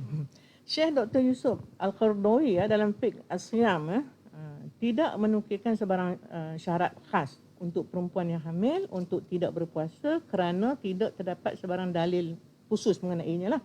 Walau bagaimanapun terdapat dalil umum dalam isu ini daripada hadis Anas bin Malik radhiyallahu anhu yang bermaksud sesungguhnya Allah meringankan daripada orang musafir, maksudnya orang dalam perjalanan lah. Kalau dulu-dulu tu jalan jauh kan, jadi letih, terpaksa berbuka ataupun tak boleh meneruskan ikut dia punya keupayaan dibolehkan berbuka dengan separuh solat. Separuh solat tu maksudnya kita buat 4 jadi 2. Apa kita kata? Jamak, qasar. Kemudahan, Allah takdirkan kemudahan. Maksudnya selagi kita boleh beribadat tu Allah akan beri keringanan ya. Asalkan kita belajar. Dan meringankan daripada puasa bagi perempuan hamil dan menyusukan anaknya. Ya, yang berikutnya.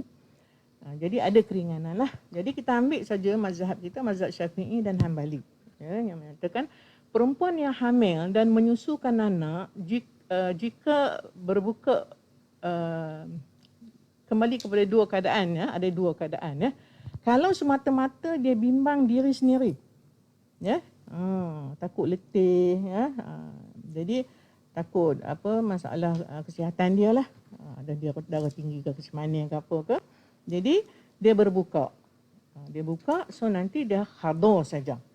Selepas Ramadan tu selesai, dia boleh qada sajalah sampai sebelum next Ramadan lah. Ikutlah berapa hari yang dia tinggalkan tu ya. Sebab ada yang tadi muntah sampai sebulan duduk kat hospital kan, nak kena makan ubat dan sebagainya. Kemudian kalau dia kasihankan kepada janin atau kepada anak yang sama ada yang di dalam janin dalam perutnya ataupun disusukan, maka bolehlah dia berbuka juga.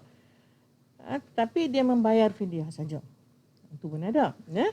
Menurut pendapat sebahagian ulama seperti Ibnu Abbas, Ibnu Umar, Ibnu Sirin, Syekh Abu Zuhra dan Syekh Muhammad Tahir Ibnu Asud. Manakala menurut mazhab Syafi'i harus berbuka tetapi wajib qada dan dibayar fidyah. Jadi tak ada masalah pun ya bayar fidyah ni sebab dia pun orang kata sebagai menggantikan banyak lebih. Bukan saja puasa tapi banyak lebih lagi. Jadi kalau kita rasa inilah yang telah ditentukan untuk kita, kita laksanakanlah. Jadi fidyah ini pula satu hari yang ditinggalkan itu satu cupak beras. Bagi makanan. Ya? Bagi makan. Sebab apa? Menggantikan hal-hal puasa ni bagi makanlah. Ya? Maksudnya hari yang puasa itu tak ada gandaan. Kalau dia melewati tahun yang berikutnya terlupa kan. Dulu bukan terlupa, dulu jahil. Dulu-dulu ni jahil sebab tu hari ni ramailah orang yang dah belajar ni mai jumpa. Saya ni matematik pun tak tahu nak kira dah. Sebab saya daripada zaman dulu saya terlupa nak qada lah. Sebulan saya bersalin sebulan kan. Mana saya nak larat qada sebulan, lama dah, anak pun dah masuk universiti semua dah. Tu saat lagi ada masalah. Jadi kan kena buat calculation pula, kena kira. Tapi dia berazam. Ya, dia sanggup buat kira-kira untuk ganti balik hutang ni nak kena banyak balik. Ya, selori beras. Selori beras dia nak kena banyak fidyah. Tak apa, ya. Bila kita ada dah kemampuan, ada dah keuangan kita saja, kita bayarlah fidyah. Fidyah ni untuk orang yang memerlukan. Ya, kalau kita tak boleh bagi sendiri, kita boleh rujuk jumlah ataupun satu cupak beras itu dia setiap negeri itu dia berlainan. Ya, jadi kita kena rujuk dengan Jabatan Agama dan sebagainya untuk tahu satu cupak beras itu berapa ringgit. Ya, saya pun lupa dia nak tanya kan. Tapi dia setiap negeri itu ada berlainan lah. Kalau dia kata payah nak bawa beras berlori-lori ni pasti lama dah. Tapi dia nak bagi juga sebab rezeki dia banyak. Dia kata dia nak bagi, nak ganti balik supaya dia boleh masuk syurga juga. Takut tak lunaskan hutang kan. Jadi itulah.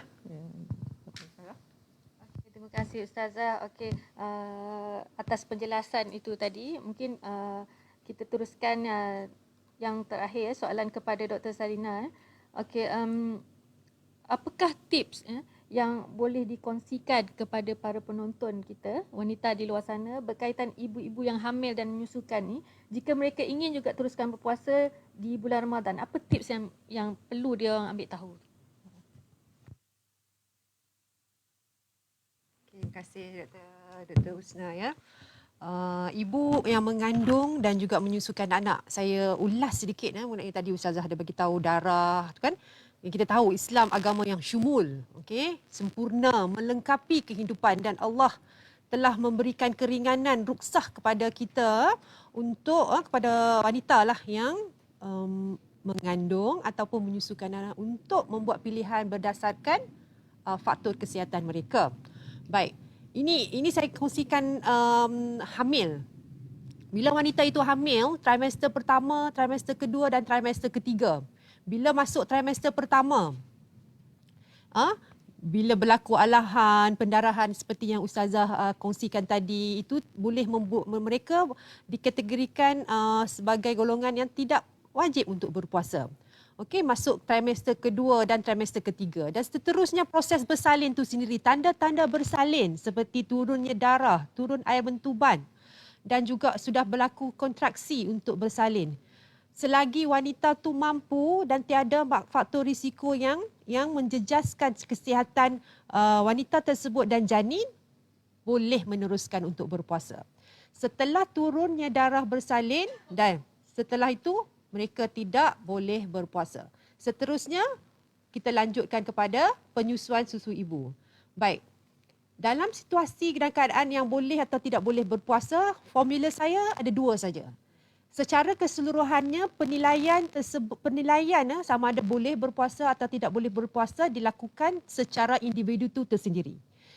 Tiada faktor risiko, mampu untuk berpuasa, boleh teruskan. Sekiranya ada faktor risiko dan mampu berpuasa, perlu dapatkan nasihat daripada doktor. Baik, di sini saya ingin kongsikan sedikit ya. Faktor-faktor risiko ni bila yang kita nak dapat detect? Biasanya bila mengandung, wanita akan melalui proses temujanji antenatal, temujanji pemeriksaan kandungan. Di sinilah faktor-faktor risiko yang dapat dikesan seperti darah tinggi semasa mengandung, kencing manis, alahan yang teruk, asma yang teruk, kandungan kembar, ada sejarah kandungan pramatang. Ini adalah faktor-faktor risiko yang kita mungkin boleh menasihatkan kepada pesakit sekiranya pesakit ataupun wanita risau memudaratkan diri sendiri atau kandungan, boleh berpilih untuk tidak berpuasa. Baik. Bersalin Ustazah, saya nak sentuh sikit. Darah nifas tak ada definisi short ataupun paling singkat ataupun paling panjang. Kita tahu paling panjang lebih daripada 60 hari itu dah dikira darah istihadah. Setengah wanita bila dah bersalin 2 minggu, 3 minggu dah habis. Dah habis, dah suci. Dah suci itu perlu berpuasa, perlu solat. Tapi dalam isu berpuasa dalam tempoh 6 minggu postpartum saya lebih suka sebut postpartum daripada klosa berpantang sebab berpantang ni banyak sangat isu. Banyak sangat isu. Jadi saya suka sebut tempoh selepas bersalin 6 minggu adalah tempoh wanita tu nak fiziologi wanita daripada keadaan mengandung nak bertukar balik kepada sebelum mengandung.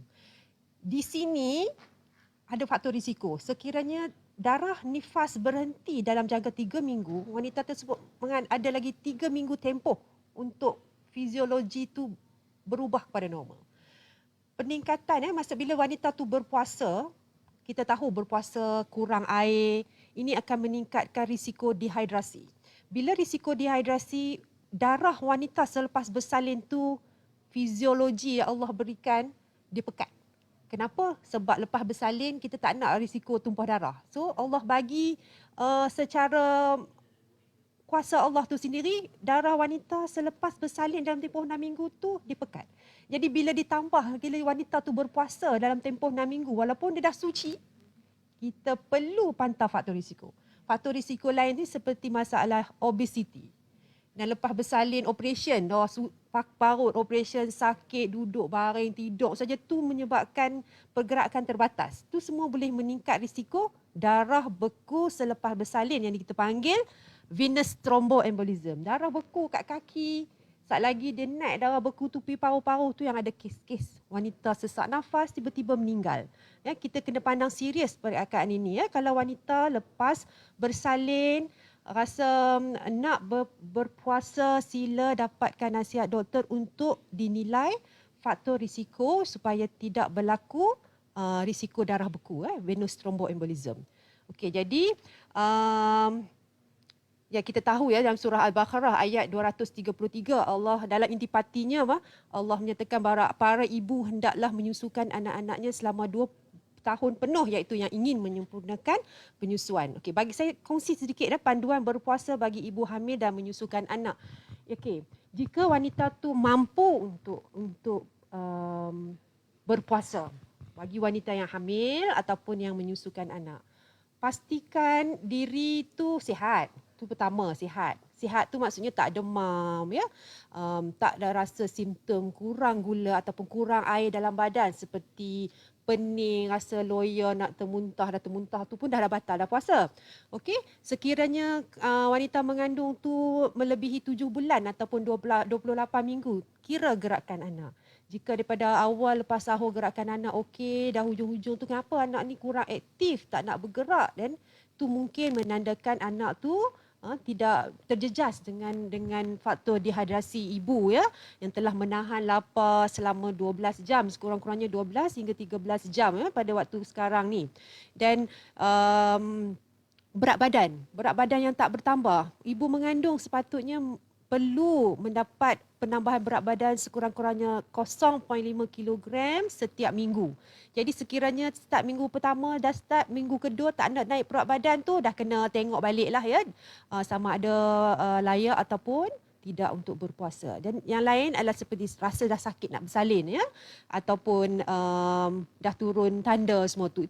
Itu secara individu. Setengah orang tu walaupun dah dia tahu darah dan juga tanda-tanda bersalin tu tidak membatalkan puasa. Ada yang mampu dan masih nak meneruskan puasa, boleh. Tidak ada masalah. Kecuali ada faktor risiko. Baik. Okey, dugaan menjelang waktu berbuka. Yang ni bukannya orang kata wanita saja, betul Ustazah? Allahu Akbar, tengok makanan macam-macam ni. Tak tahulah zaman pandemik ni, bazar Ramadan tahun lepas tak buka lah. Kan? Semuanya order, food panda, semua tu je lah. Kalau dah buka bazar Ramadan, semua benda nak makan, semua benda nak beli. So sepatutnya kalau wanita mengandung dan menyusukan anak ni, kita masih kena amalkan pemakanan pinggan sihat Malaysia lah, suku-suku separuh. Banyakkan makanan yang lebih protein yang tinggi dan juga yang berserat ya, buah-buahan dan sayur-sayuran, sebab makanan begini boleh meningkatkan sedikit lapar tu kan, dia punya tenaga yang disimpan tu boleh dipanjangkan. Okey, dan biasanya lah makan jangan terlampau lahap kan, makan secara tak sabar nak makan, gelojoh orang panggil kan. Kena makan secara sederhana kan. Orang kata inilah nak menduga kesabaran dan keimanan dalam memilih makanan dan berbuka tu sendiri kan. Dan kita galakkan kalau wanita ataupun yang nak menyusukan anak ni nak berpuasa, berbuka puasa dalam ambil benda yang manis seperti kurma.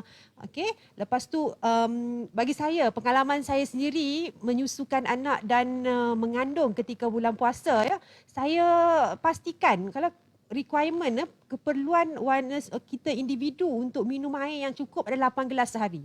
Jadi saya time selepas masa buka puasa 1 ataupun 2 gelas. Lepas tu solat maghrib satu cawan lagi.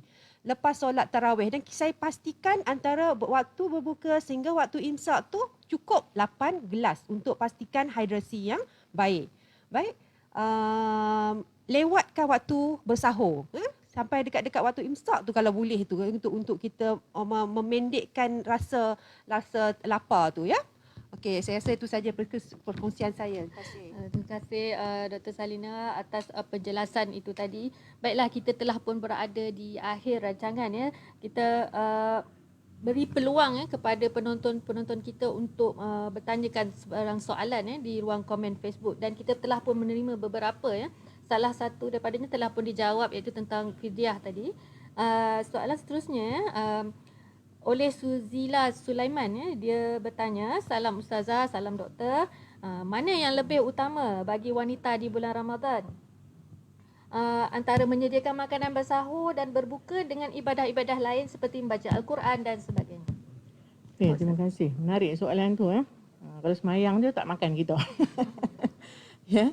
Jadi tadi sebenarnya saudara dah ada tadi kita maklumkan ya di antara perkara yang baiklah ya menyediakan makanan berbuka kepada orang-orang yang berpuasa ni pahalanya sama dengan orang yang berbuka. Jadi kita boleh jadualkanlah ya solat sunat waktu bila kan. Kemudian ibadat-ibadat yang lain, nak zikir waktu mana. Jadi ada 24 jam satu hari ya. Kita mungkin bagi yang bekerja, yang pentingnya adalah bagaimana kita menjadualkan. Itu yang pentingnya. Masak kena masak ya. Kalau ahli keluarga kita tak nak masak, hari ni kita makan di luar. Kita kata. Tapi sebenarnya kalau kita menyediakan makan dalam bulan Ramadan, khusus bulan Ramadan ini, pahalanya bulan Ramadan ini, bulan Karim, remember, ingat ya, satu bulan ni setahun ya, ini je. Ya, kalau boleh tu kita fight, kita penuhi betul-betul. Ya, apa pahala yang boleh berganda-ganda tu. Jadi zaman Ramadan ini menyediakan makan Ramadan ni sangat khusus. Pahala dia tu dimaklumkan. Maksudnya bagi makan kita dapat pahala sama dengan orang yang berpuasa. Jadi waktu yang banyak lagi tu kita buatlah ibadat-ibadat sunat-sunat yang lain lah. Okey, seterusnya soalan daripada Cik Rod Wahab. Okey, soalannya ialah umur 53 tahun, haid makin berkurang dan menjadi sedikit demi sedikit. Adakah ini tanda menopause? Silakan. Mungkin soalan untuk Dr. Kot. Ya, terima kasih untuk soalan tersebut ya. Umur 53 tahun, haid makin berkurang dan sedikit-sedikit. Okey, saya jelaskan lagi sekali ya. Kitaran tu yang penting, bagaimana yang dikatakan sedikit, sama ada kitarannya adalah sekata ataupun tidak. Bermaksud kalau wanita yang dah nak mencapai menopause ni, biasanya kitaran menjadi tidak seragam. Maksud kata kadang-kadang 2-3 bulan datang sikit, kadang-kadang datang 1 bulan banyak sangat. Itu adalah kecelaruan hormon yang boleh berlaku bila mana wanita tu telah mencapai umur 50 tahun dan ke atas ya. Jadi untuk menguatkan lagi sama ada wanita tersebut sudah menopause ataupun tidak adalah melalui simptom, tanda-tanda ya, iaitu seperti badan secara keseluruhan rasa letih, sakit urat sendi-sendi ya. Hot flushes. Hot flushes ni adalah simptom yang agak kerap yang dikomplain oleh wanita di mana mereka rasa panas. Duduk kat aircon tu rasa muka tu panas sangat ya. Dan juga berlaku kekeringan faraj. Itu adalah tanda-tanda menopause di samping period yang kurang. Bagi saya untuk soalan begini, puan perlu berjumpa dengan doktor dan sediakan kitaran planner ya, kitaran haid puan untuk kita sama-sama nilai sama ada puan sudah mencapai menopause ataupun tidak. Selagi darah masih ada, puan adalah dikatakan di dalam ambang menopause, hampir-hampir menopause. Ya, itu saja. Terima kasih. Baik doktor, dan soalan kedua terakhir ya, daripada Sal Isa.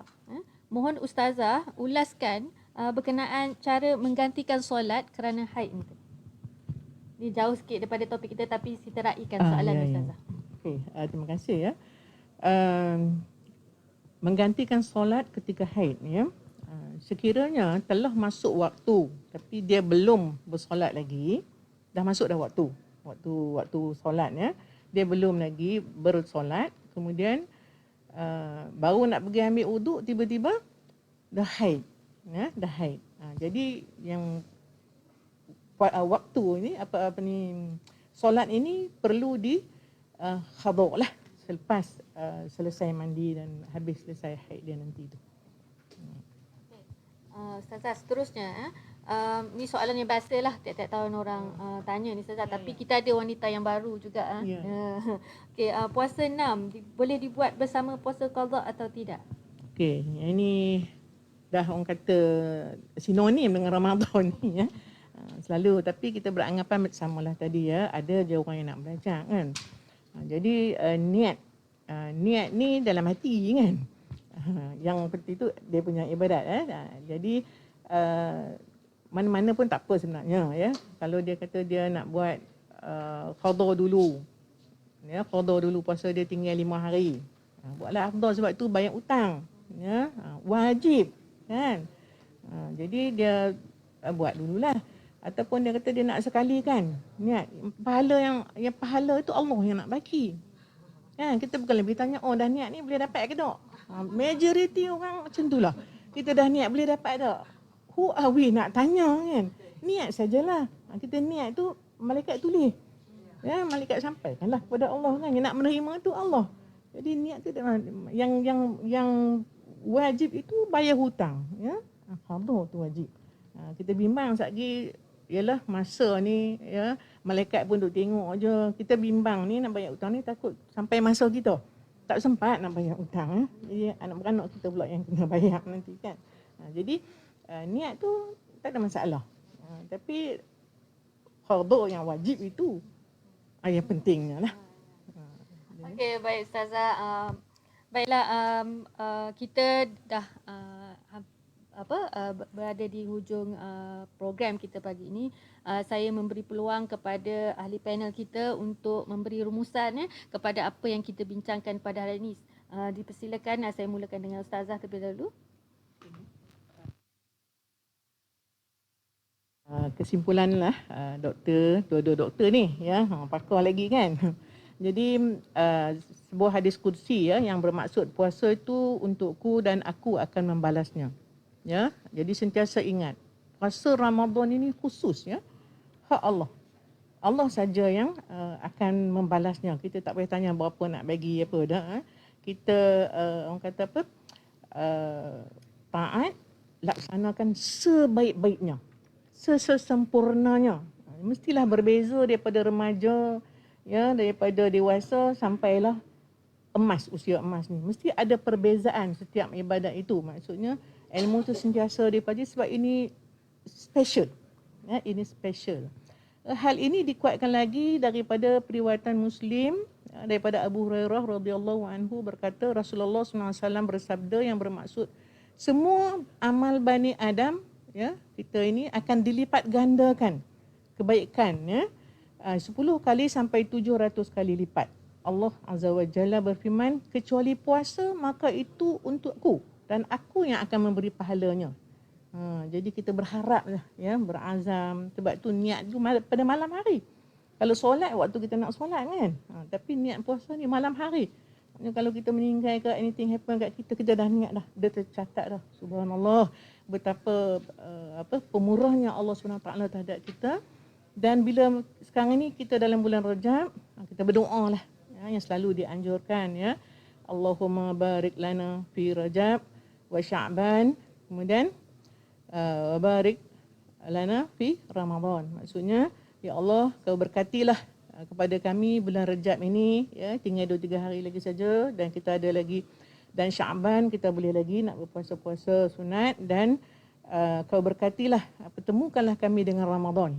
Itulah harapan kita kepada kami pada Ramadan ini. Maksudnya kita sambutlah dengan secara seorang Muslim yang taat, seronok ya, seronok dan ceria untuk menyambut Ramadan yang bakal tiba insya-Allah.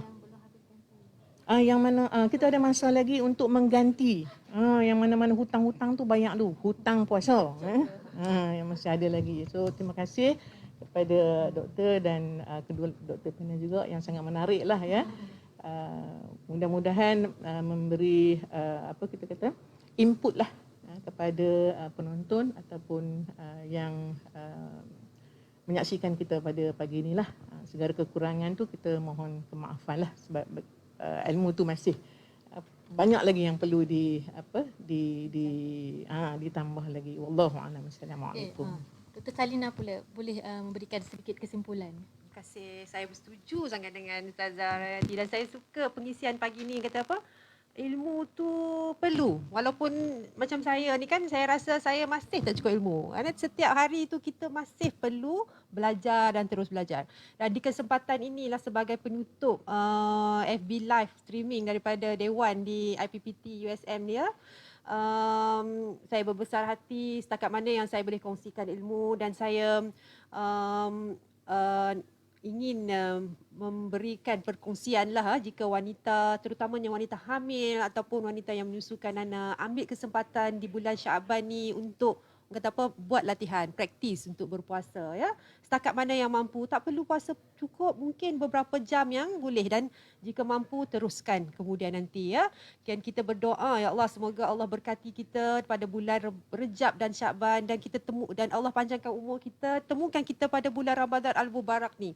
Dan biasanya setiap yang kita nak buat di bulan Ramadan ni, kita anggap mungkin ni Ramadan terakhir. Betul tak Ustazah? Yang terbaik yang kita nak persembahkan pada Allah. Jadi sebab tu kita perlu memperbaiki yang mana yang dulu-dulu, yang mana ada lubang-lubang sikit tu, tampal lubang-lubang tu. Penuhkan keyakinan, terutamanya bab haid dan bab was-was dan tak pasti ni berdarah ni boleh puasa ke tak boleh puasa ya.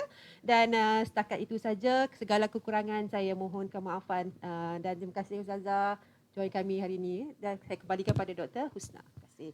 Alhamdulillah, syukur kita kepada Allah Ta'ala kerana kita dah berjaya melaksanakan program bicara ini dengan sempurna, insya-Allah. Okay, terima kasih saya ucapkan kepada kedua-dua panel kita, Dr. Salina dan Ustazah.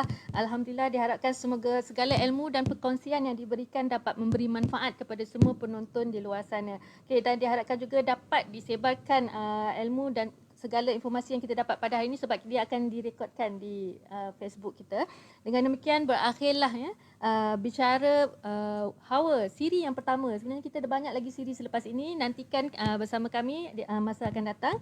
Sekian sahaja dari saya, dan terima kasih dari Warga Kerja Unit Hal Ehwal Islam IPPT USM. Sehingga ketemu lagi dalam siri bicara wanita akan datang. Assalamualaikum warahmatullahi wabarakatuh, dan jumpa lagi.